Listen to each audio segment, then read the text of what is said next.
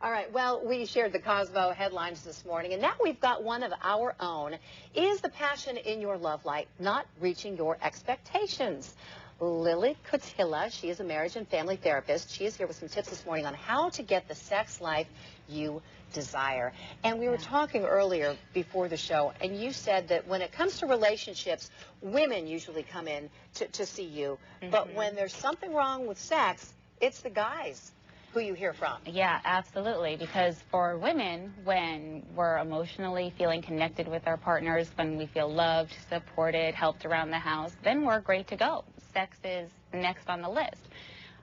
Whereas for men, the way that they feel emotionally connected is through the act of sex itself. So there's a discrepancy there. So if we learn to identify kind of how our different sexual roles act, then we can respond accordingly. Right. And when you talk about fulfillment, one of the key things is to figure out the sex drives. And men and women have different sex drives. Yes, they do. And that comes from biological origins. Here, males have, over time, want to spread the genes around to as many as possible to promote their offspring. And women obviously have one egg. So how do you deal with that imbalance? Well, you talk about it, and for one person, having sex twice a week might be okay, and another person wants it 2 times a day. And so that's a huge difference. How do you come to some sort of agreement when the discrepancy is so vast? Well, through communication. Communication is key to happiness in the bedroom. One person might be willing to be influenced by their partner and have sex more than they would so without talking about it.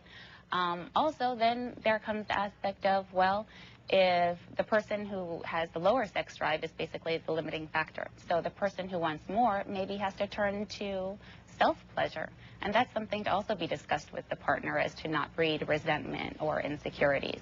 So something else you talk about you have to look into is really identifying what you want, what it is that you want.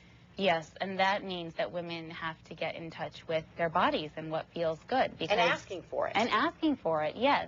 Men aren't mind readers. Nobody's a mind reader. So here we might be doing a certain thing for years thinking we're doing a great job, when in fact the partner is off thinking about what they're going to buy at the mall next. Right. And they're not in the moment at all. So how do you ask for what you want? Well, again, first identifying it, and then in a loving and caring way, you might use your hands to guide the partner into areas of your body that feels good. Or you might tell them in a positive way, I love it when my hair is rubbed, or I love when you just, touch my arm, to really verbalize that.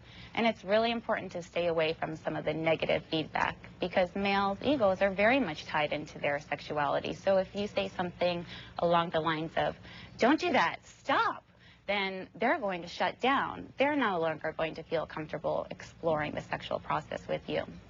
Breaking out of a routine is something else that you recommend, which can be difficult, especially for couples who've been together a long time. Yes. How do you advise them in this way? Absolutely. Well, routines become safe and comfortable, and it's difficult to get out of that box, because if you've been doing something for a certain number of years and this is requiring you to look at something new entirely, that's really hard.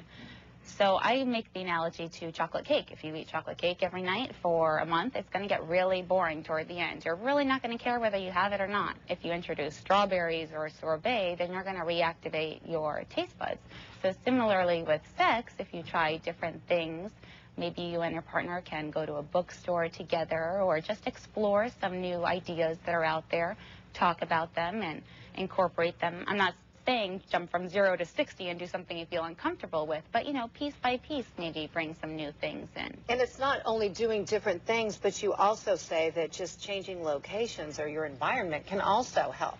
Absolutely. In the bedroom, typically people have sex, lights off, same position. It's important to get that variety in, to change things around. Lights on are actually really important. The majority of people in the United States do not give their partners eye contact, and especially during orgasm in itself. If there is constant eye contact there between the people, it intensifies the feeling, the connection, lessens resentment. We're not off in our own worlds daydreaming about something else. So lights on. Lights on, yes. Lights on, stomach sucked in. Yeah, let the pressures of everything go. You've got the roles of women, jobs, mothers, wives, cleaning. All these things end up taking priority, and sex gets moved way down on the list. It's almost not an integral part of a relationship, when in fact, it's a huge aspect. You have to make it a priority. Yes. Lily Kotila, thank you so much for joining us today and your tips on Sure. getting the sex life you desire. For more information about Lily and our segment today, KUSI.com is the place to go. Thanks for stopping Great. by. Thank you so Enjoy much.